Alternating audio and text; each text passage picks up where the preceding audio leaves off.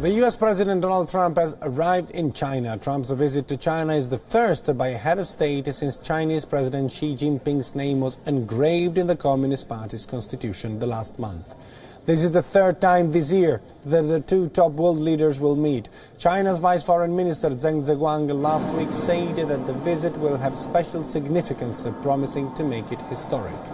China is expected to roll out a military guard of honor, a formal banquet and billions of dollars of trade deals.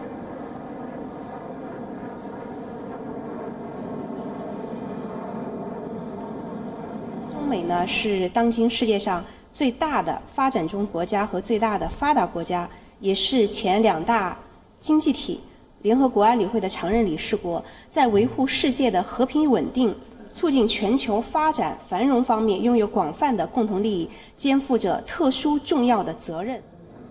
A common agenda throughout Trump's five-nation Asia trip has been the North Korean rhetoric, and it continues even with a stop in Beijing.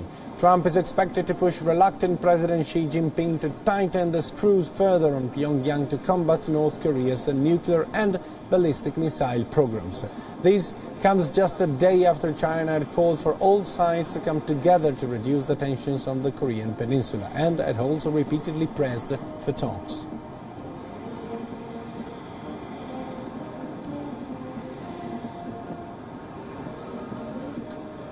Donald Trump, the President of the United States, has reached Beijing. He arrived in Beijing and he will meet soon the leader Xi Jinping. This is the first visit of the United States dignitary after President Xi Jinping's name was engraved within the Communist Party constitution. There is a lot on the table. Trump had expressed previously concerns about the lack of balance between the trade, the foreign trade of China and the United States of America. The two also have close discussions, need to have close discussion on the matter of North Korea. China can be, in fact, perhaps the most important partner when it comes to North Korea. And I'm joined right now from Beijing on the phone line by Zheng, and thank you very much for joining me.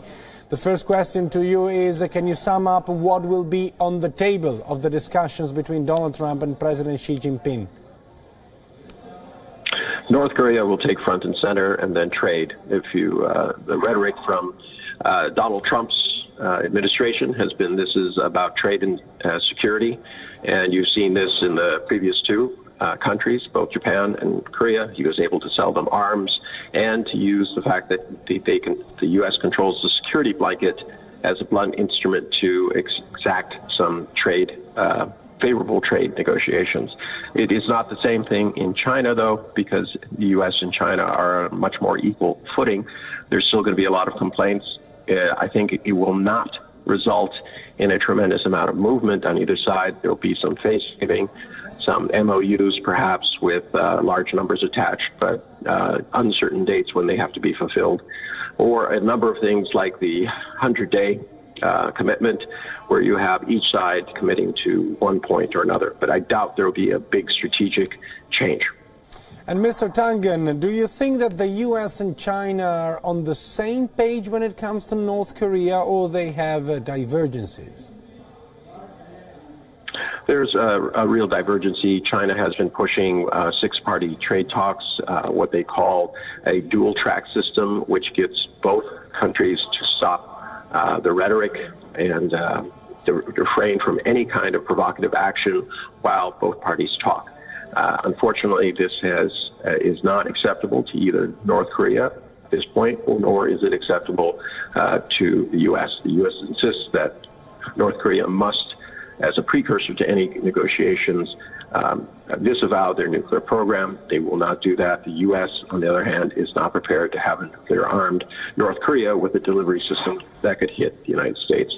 So China sees itself as a switchman, trying to prevent these two trains from seemingly barreling down the track at each other and perhaps tragic consequences. Thank you very much. This was Zheng, political commentator, helping us to decode President Donald Trump's visit to Beijing and what lays ahead on the discussions that the President of China, President Xi Jinping, and the President of the United States will held today.